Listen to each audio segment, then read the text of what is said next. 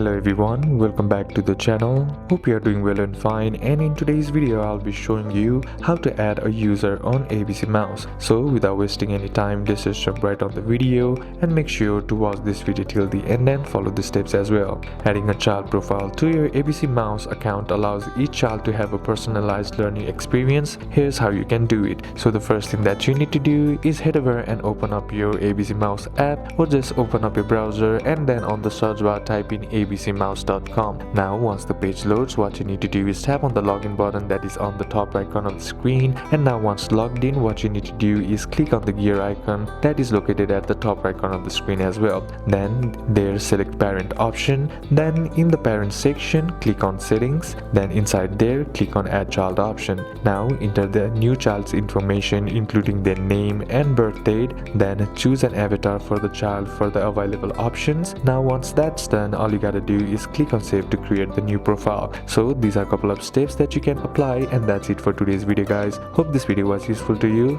Comment down below if you have any questions, and then see you soon in the next video.